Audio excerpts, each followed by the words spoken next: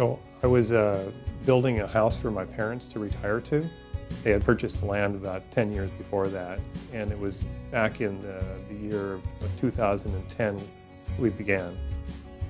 So what happened was we had a general contractor, but his mother got very ill, and so he ended up moving to Canada. So my brother, who was an engineer, and I decided that, well, since I'm a doctor, and obviously doctors know everything, we decided that we could finish the construction of the house by ourselves.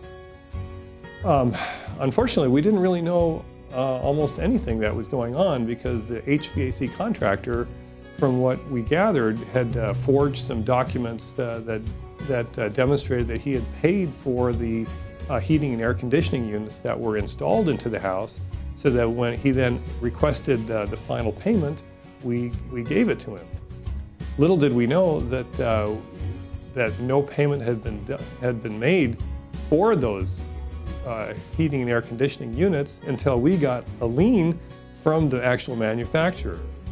We knew to reach out to the Nevada State Contractors Board because when you're doing any major construction, you hire a licensed subcontractors, and the only way you can force the subcontractors to conform to the rules of their trade is by having a higher authority that sort of supervises them.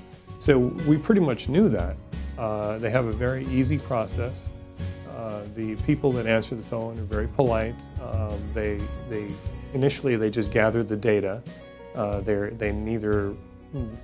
don't make any determination one way or the other. So once we provided them all the data, an examiner, an investigator came to the house and he reviewed everything. He looked at all of our documents and paperwork. He looked at the lien that we had received. He looked to verify that all the work had actually been done properly, and it had been. So it wasn't actually a problem with the work. It was a problem with the payment not being done. But once the investigator had done a very thorough analysis, he then was able to present his findings at a hearing that's actually done at the Nevada State Contractors Board offices. The subcontractor is requested to be at the hearing. My subcontractor did not show to the hearing, but either way, it was a very fair process. The recovery fund that was done through the Contractors Board was quite helpful for us because we'd already paid $65,000 or something. It could have been $70,000 for the total heating and air conditioning funds, except that the contractor, the subcontractor, had not paid for the heating air conditioning units.